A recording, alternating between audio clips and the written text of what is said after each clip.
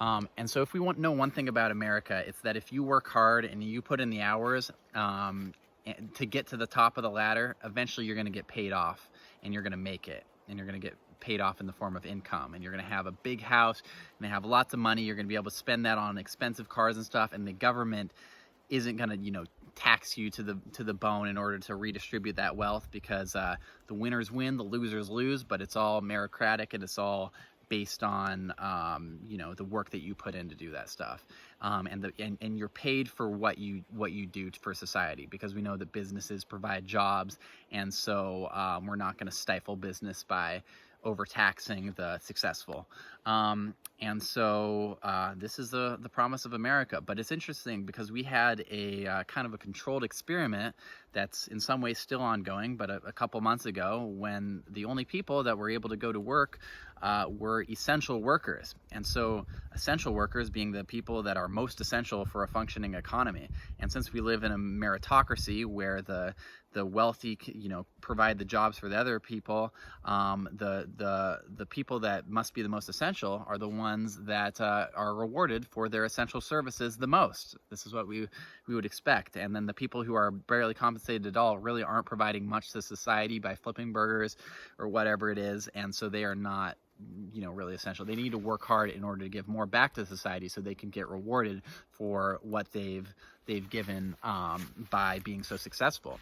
But it was interesting because most of the essential workers, in my view, were people like grocery store baggers and sanitation workers and janitors and assembly line workers and truck drivers and people who worked at the mill and in industry, and people who were, if not minimum wage workers, were near the lowest rings of the economic ladder, which and while at the same time the non-essential workers, the people staying home, were the wealthiest, the members of the professional managerial class, or wealthy investors, or people who worked in derivatives and in financial instruments.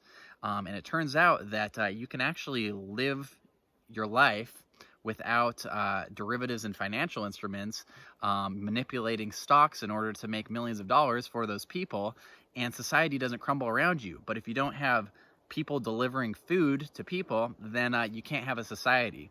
And so it turns out that the people that were doing the most essential, important work have been getting compensated the least amount for that work, which actually undermines the idea of a meritocracy entirely, and kind of suggests that America is run by a bunch of wealthy, corrupt people who manipulate the system in order to perpetuate their own wealth at the expense of the people doing the hardest, most important work, and getting compensated very little for that.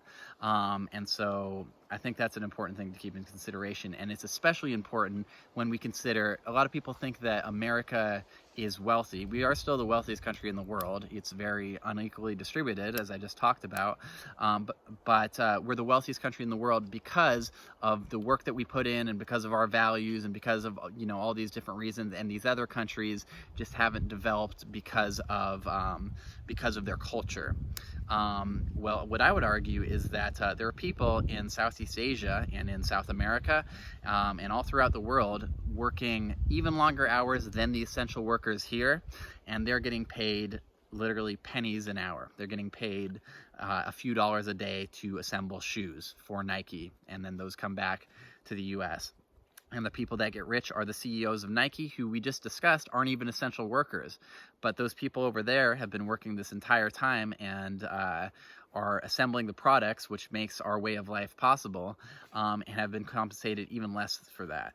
And so I hope that's something that people keep in mind when they consider things like progressive taxation, in terms of taking some of the money made from the wealthy and distributing back to programs which help lift people up that are on the bottom rungs. That it's not necessarily a fact that just because somebody is poor, or because a community is poor, or because a nation is poor, it's because of the decisions of the people in that nation. Sometimes it has to do with things like historical circumstances and power dynamics between countries in the West, like Europe and the United States, which more or less have colonized these places and never let them develop adequately than it does, the individual decisions of those people.